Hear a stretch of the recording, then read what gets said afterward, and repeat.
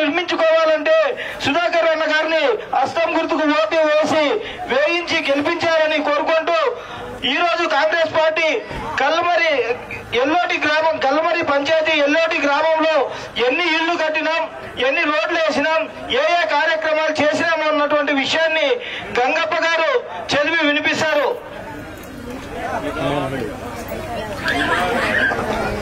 సరే మేడం, ನಮಗೆ ಕಳಿಸಿದ್ವಿ ನೋಡಿ ಮೇಡಮ್.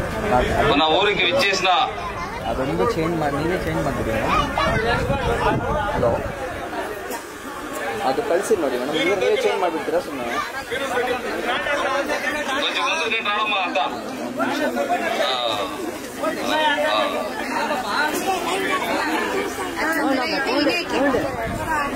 మన ఊరికి విచ్చేసిన అన్న రఘువీరెడ్డి అన్న గారికి, మరి వేదికను అలంకరించిన మంజునాథ్ అన్న గారికి, సుధాకర్ అన్న గారికి, మల్లేష్ అన్న గారికి, సదాశివప్ అన్న గారికి, అందరికీ మన మిత్రులు, కాంగ్రెస్ పార్టీ నాయకులు, గ్రామ ప్రజలు అందరికీ పేరు పేరున నమస్కారాలు తెలియజేస్తున్నాము. కాంగ్రెస్ ప్రభుత్వ హయాంలో గత కాంగ్రెస్ ప్రభుత్వ హయాంలో మంజూరైన పనులు, అభివృద్ధి చేసిన పనుల గురించి వివరిస్తున్నాము. ఒకటి, ఇందిరమ్మ ఇండ్లో 144 మంజూరు చేయడం జరిగినది. ఇందిరమ్మ ఇండ్లో 6 ఎకరాల భూమి తీసుకొని ఇండ్లు మంజూరు చేయడం జరిగినది. ఇందిరమ్మ పెన్షన్లో 180 అర్హులైన వారికి మంజూరు చేయడం జరిగినది. ఎంపీయూపీ స్కూలు 6 అదనపు గదులు మంజూరు చేసినాము, కట్టించినారు. పాతలింగేశ్వర స్వామి గుడికి కమ్యూనిటీ భవనం కొరకు, గుడి నిర్మాణం కొరకు 3,50,000 రూపాయలు మంజూరు చేసిన అన్న రఘువీరెడ్డి అన్న. తడకలపల్లి నుండి ఎల్లోటి వరకు 1,06,00,000 రూపాయలు తార్ రోడ్డు వేసినారు. ఇందిరమ్మ కాలనీలో సీసీ రోడ్లో మరియు ఇందిరమ్మ కాలనీ 3 బోర్లు వేసించడం జరిగినది. శ్రీరామరెడ్డి తాగునీటు ఓవర్ హెడ్ ట్యాంకులు 2 నిర్మించడం జరిగినది. జాతీయ ఉపాధి హామీ కార్యక్రమంలో చెరువు మట్టి సారవంత మట్టిని రైతు పొలంలకు తరలించడం జరిగినది. వాటర్ షెడ్ పథకం నందు 4 చెక్ డ్యాంలు నిర్మించడం జరిగినది. ఇవన్నీ అన్న ప్రభుత్వ హయాంలో అన్న నిర్మించడం జరిగినవి. దానికి అన్నకి పేరు పేరున నమస్కారాలు తెలియజేస్తూ, అట్లాగే ఇప్పుడు జరగబోయే ఎలక్షన్ లో సుధాకర్ అన్న గారికి హస్తమూర్తికి మన ఓట్లు వేయించి గెలిపించవలసిందని కోరుతున్నాము. ఈ అవకాశం అందరికీ నమస్కారాలు తెలియజేస్తూ నిర్మించున్నాను.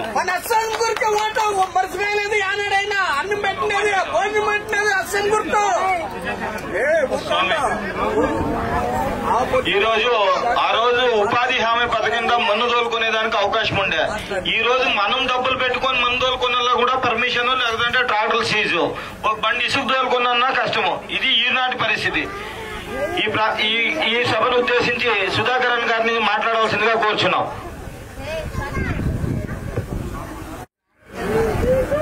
ఎల్లోటి గ్రామం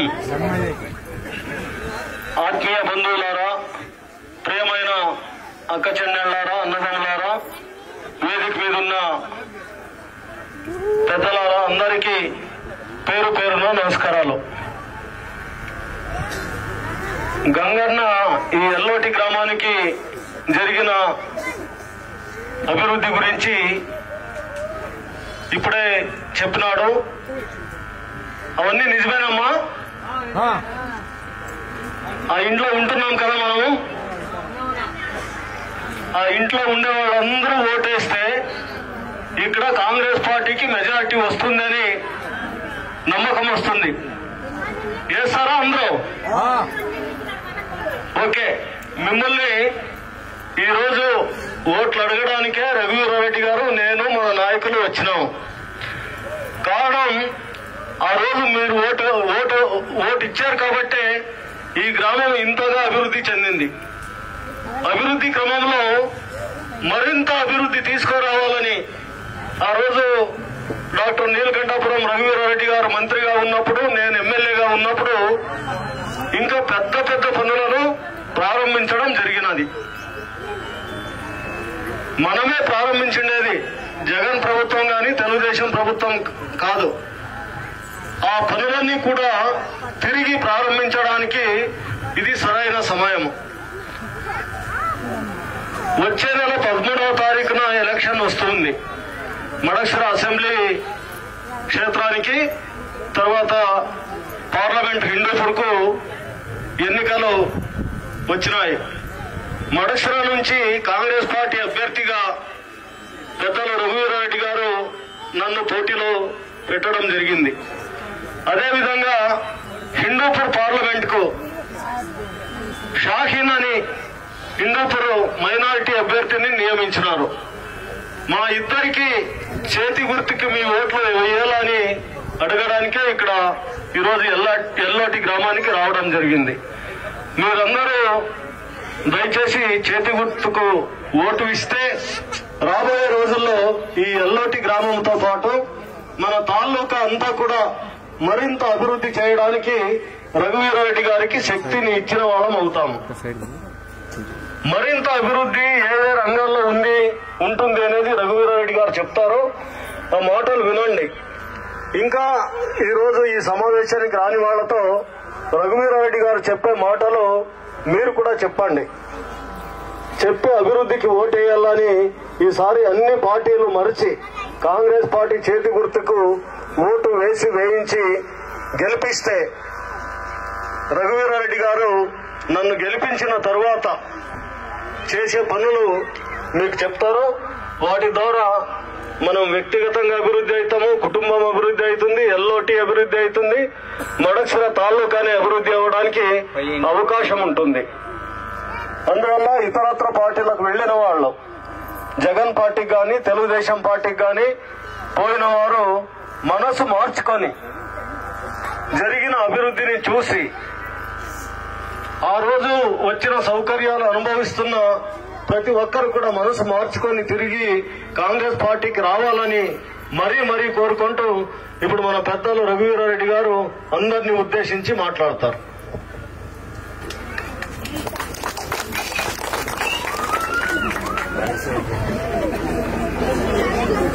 అంత బాగున్నారమ్మా.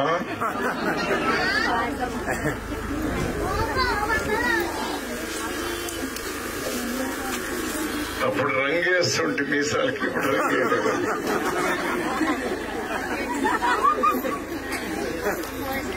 అప్పుడు వయసులో దాచిపెట్టుకుంటే ఇప్పుడు తీసేస్తారు. వచ్చిన ఎల్లోటికి కృష్ణాష్టమి రోజు ఏదో వచ్చినట్లున్నా, గోకులాష్టమి పోయిన సంవత్సరం వచ్చింటే నేను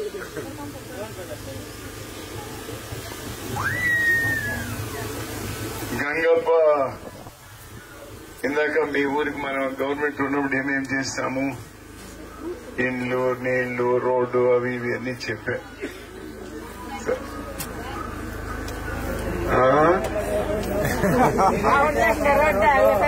అదే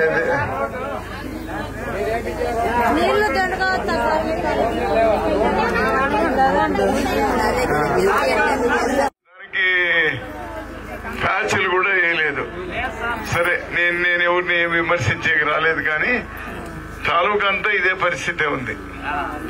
నేను 10 ఏళ్లు చాలా ఓపికగా చూస్తే నేను ఇక రాజకీయమే వదిలేద్దాం అనుకుంటే, చాలా ఎవరో పిల్లలు చేసుకుని నాకు 68 ఏళ్ళైంది ఇంకెందుకు లేనుకుంటే, కానీ ఇవన్నీ చూసిన తర్వాత మీ ఊరు రోడ్డు మీదే మీకు అంత బాధ వేస్తుంది. అరే ఆ రోజు నేను వేయించిన రోడ్డు ఈ రోజు కనీసం దానికి ప్యాచ్లు కూడా వేయలేదనే బాధ మీకు అదొక దాని మీద ఉంది. ఇటువంటి తాలూకాలో ఇంక ఎన్ని ఎట్లయిపోయినాయి ఆ బాధ నాకు తెలుసు, ఆ దేవుడికి తెలుసు. అందుకోసమే తప్పని పరిస్థితుల్లో ఈరోజు మళ్ళీ మీతో ఓట్లు అడిగేకి వచ్చిన. ఈ జీవితంలో ఓట్లు అడిగే అవసరం రాదు అనుకుంటే నేను వచ్చిన. ఎందుకు వచ్చినా 2 కారణాలు. ఒకటి, ఈ తాలూకాలో ఎవరికీ లేని బాధ్యత నాకుంది అని నేను అనుకుంటా ఉన్నాను. ఎవరితో చెప్పించుకోకుండానే బాధ్యత నాకుంది. 10 ఏళ్ల ఓపిక తర్వాత ఎందుకు బాధ్యత ఉంది అంటే, ఈ తాలూకాలో ఎవరిని రెండోసారి ఎమ్మెల్యేగా గెలిపలేదు. ఒకసారి ఎవరు గెలిచినా, రెండోసారి ఇంతవరకు ఊరు ఎమ్మెల్యే కాలేదు. అటువంటిది నన్ను ఒకసారి కాదు 2 సార్లు కాదు 3 సార్లు నన్ను ఎమ్మెల్యేగా గెలిపించినారు మీరు. ఎంత గౌరవం ఇచ్చినారు మీరు నాకు. అందుకోసం ఆ బాధ్యత.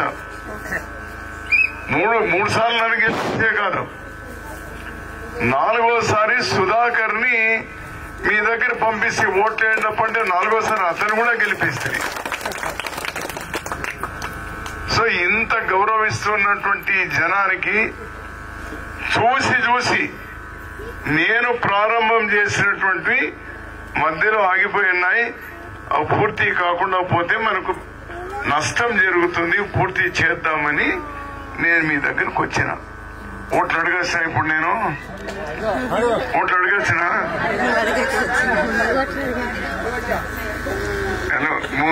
ముందు దాచుకొని వెనక పెట్టుకుంటే ఎట్లా, దానికోసం వచ్చినాను.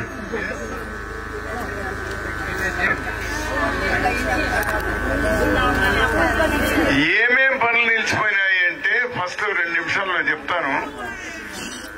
మీరు చెప్పినట్టు మీ ఊరికి అంత మంచి రోడ్డు నేను వేపిస్తే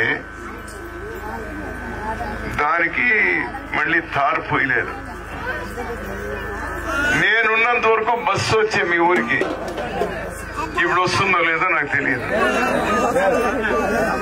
నేనున్నంత వరకు మీకు మాట ఇచ్చింది తల్లి, ఈ ఉప్పు నీళ్లు తాగేదొద్దు, ఫ్లోరైడ్ నీళ్లు తాగేదొద్దు, తుంగభద్ర నది నీళ్లు నేను మీకు తీసుకొని వచ్చిస్తానమ్మా అని దాని పేరు శ్రీరామరెడ్డి తాగునీరు పథకం అని పెట్టి మీకు ట్యాంకులు కట్టించి పైపులు 106 మైళ్ళు పైపులు వేసి నీళ్లు ఇస్తే మీకు. నేను అధికారంలో ఉన్నంత వరకు రోజు నీళ్లు వచ్చేవి. ఇప్పుడు ఆ నీళ్లు సరిగా వస్తున్నామ్మా. తాగేకి నీళ్లు లేని పరిస్థితి. ఇదే ప్రతి ఊర్లో ఇదే పరిస్థితి.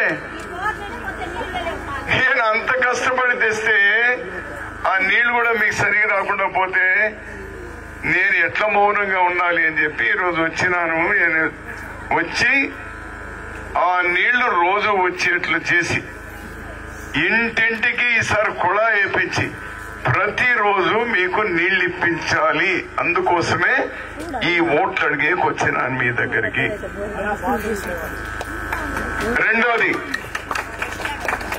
రెండోది కష్టపడి నీళ్లు తీసుకొస్తాయి. కృష్ణానది నీళ్లు తీసుకొని వస్తాయి. కృష్ణానది నీళ్లు తీసుకొచ్చి కల్లుమరి వరకు హిందూ మడక్సల వరకు వచ్చాయి. అదే ప్రకారం మిగిలిన చెరువులకంతా నీళ్లు నింపాలా వద్దా? 300 చెరువులు ఉన్నాయి తాలూకాలో. ఆ 300 చెరువులు కూడా నీళ్లు నింపాలి, రైతులు ఇబ్బందుల్లో ఉన్నారు అనేది రెండవది. మూడవది 1600 ఎకరాల భూమి అనంతపురం దగ్గర రైతులు తీసి గవర్నమెంట్ దగ్గరనే పెట్టి అక్కడ ఫ్యాక్టరీలు తీసుకొని రావాలి. ఫ్యాక్టరీలు తీస్తే మీ బిడ్డలు మీ చదువుకున్న వాళ్ళకి ఉద్యోగాలు వస్తాయని 10 ఏళ్ళుగా ఫ్యాక్టరీ రాలేదు. ఇక్కడ మీ కలుమరి ఇక్కడ కూడా 3000 ఎకరాల భూమి ఇచ్చినారు. సీకోటికే పల్లెవాళ్ళు కలుమరి వాళ్ళు ఆడు కూడా ఫ్యాక్టరీ రాలేదు. అక్కడ ఫ్యాక్టరీలు వస్తేనే మీ బిడ్డలకు ఉద్యోగాలు వస్తాయి. తీసుకోండి. ఈ స్పీడ్ తో జరిగితే ఒక చీమైనా బెంగళూరు త్వరగా చేరుతుందేమో కానీ రైల్వే లైన్ మాత్రం చేరదు. అట్లా ఉంది. అది కంప్లీట్ చేద్దాం. ఇప్పుడు ఎల్లోటి వాళ్ళు మిమ్మల్ని అడుగుతా ఉన్నాను నేను. ఎలా అంటే నేను మీరు అందరూ కలిసి చేయాల్సినటువంటి, నేను ఒకటి చేసేది కాదు. రైల్వే లైన్ కంప్లీట్ చేయాలన్నా వద్దా? రైల్వే లైన్ అయితే బస్ చార్జ్ 100 రూపాయలు అయితే రైల్వే చార్జ్ 30-40 రూపాయలే ఉంటుందమ్మా. దూర ప్రయాణాలకి బాగా అనుకూలంగా ఉంటుంది. తిరుపతి కానీ బెంగళూరు కానీ ఇంకో చోటు కానీ ఇంకో చోటు కానీ ఒకటి.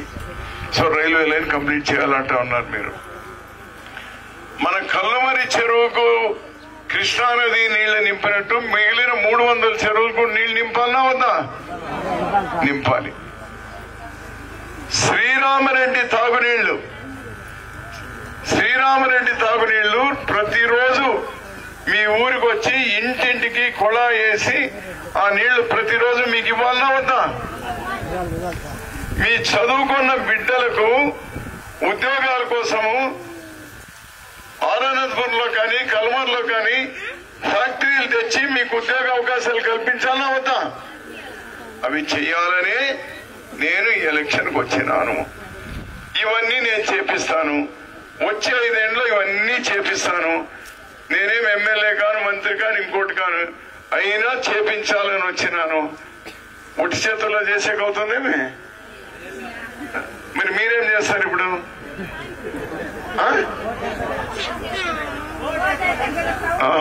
ఎంత సులువైన నేర్చుకుంటారు. ఓటు మాత్రం వేసి ఇంట్లో కూర్చోండి, నేను అవన్నీ చేపిస్తాను. కానీ నాకు 68 ఏళ్ళు వయసు కనికరం కూడా లేదే మీకు. ఓటేసి కూర్చుంటాం, నువ్వు చేపించుకుంటున్నావు. చాలు. మీరు సుధాకర్ ఎమ్మెల్యే చేసే జవాబారి మీరు తీసుకోండి. చేతి గుర్తుకు ఓటేసి సుధాకర్ ఎమ్మెల్యే చేసే జవాబారి మీరు తీసుకోండి. సుధాకర్ కి అనుభవం ఉంది, ఇంతకుముందు 5 ఏళ్ళు ఎమ్మెల్యేగా ఉన్నాడు, ఆఫీసులన్నీ తెలుసు, చేపిస్తాము. ఇందుకు నాకు ఒకటి చెప్పండి, మీరు సుధాకర్ ఎమ్మెల్యే చేసి నా చేతికి ఇచ్చిన తర్వాత ఈ పనులన్నీ నేను పూర్తి చేయగలుగుతాననే నమ్మకం ఉందా లేదా మీకు? ఉంది కదా. నా మీద మీకు నమ్మకం ఉంది, మీ మీద నాకు నమ్మకం ఉంది.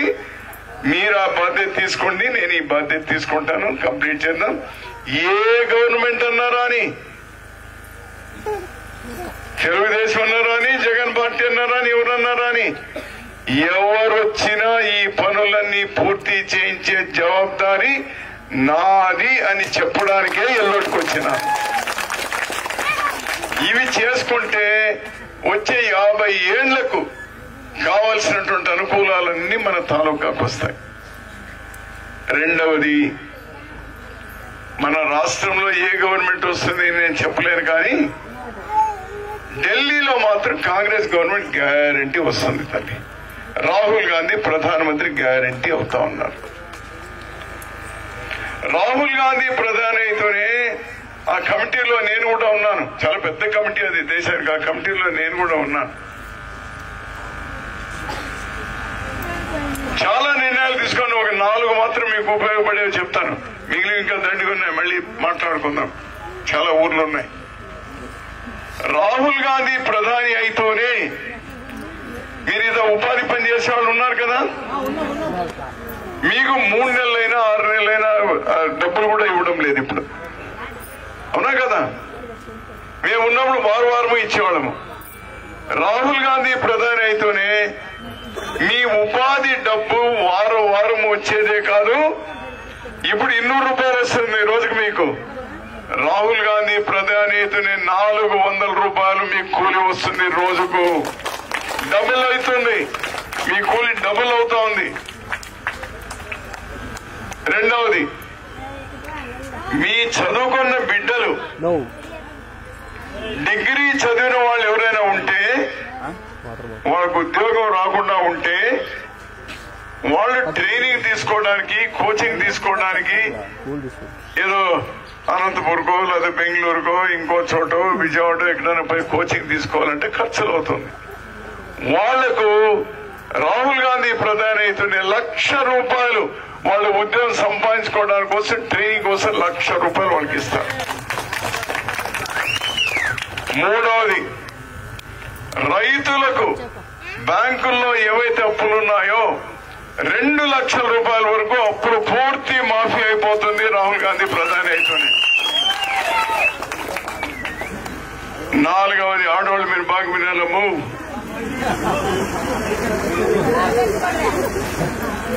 కర్ణాటకలో ఎవరైనా పోయి వచ్చిన వాళ్ళు ఉన్నారు లేదా? బంధుత్వం ఉందా లేదా? కర్ణాటకలో ఉంది కదా. కర్ణాటకలో కాంగ్రెస్ గవర్నమెంట్ వస్తూనే సిద్ధరామయ్య ముఖ్యమంత్రి ఏం చేస్తున్నాడు? అతను ప్రతి పేదవాళ్ల ఇంట్లో ఉండేటువంటి ఒక ఆమె పేరులో, అది అత్త కావచ్చు, కోడలు కావచ్చు, ఒకరి పేరులో నెల 2,000 రూపాయలు ఇస్తా ఉన్నాడు. తెలుసా లేదా మీకు?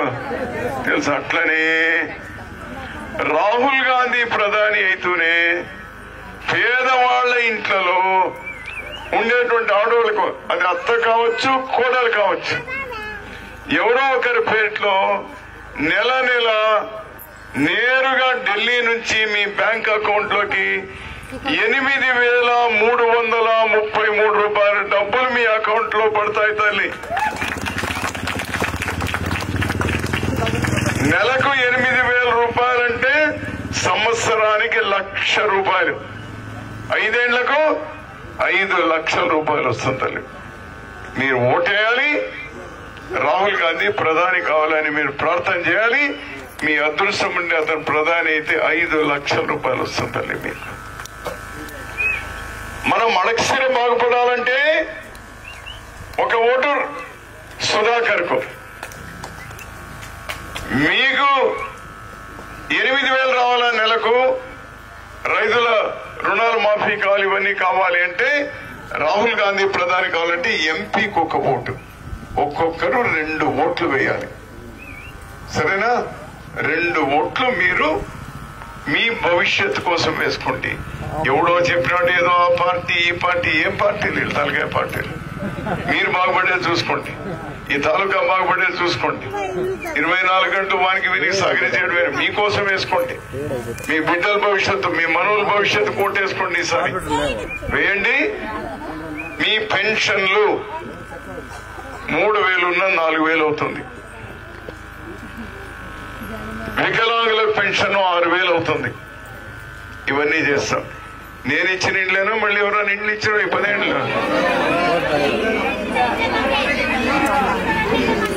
నేను ఇచ్చిన ఇండ్లే, నేను ఇచ్చిన ఇండ్లే. మళ్ళీ ఇండ్లు రాలేదు మీకు. మళ్ళీ ఇండ్లు రావాలంటే మళ్ళీ మనం రావాలా? వచ్చిన తర్వాత ఒక ఇంటికి ఇల్లు లేని వాళ్లకు ఒక్కొక్క ఇల్లు కట్టుకోవడానికి ఈసారి 5 లక్షల రూపాయలు మీకు ఆర్థిక సహాయం జరుగుతుంది ప్రభుత్వం నుంచి, మీరు ఇల్లు కట్టుకోవడానికి. ఇవన్నీ కొంతమంది ఏదో అంటా ఉన్నారంట, భయంతో మాట్లాడుతున్నారు. ఏం భయపడదండి. సరే, ఇవన్నీ మాట్లాడుకున్నాము. ఎవరు కొట్టేద్దాము? ఈ కోట్లాడున్నాయి.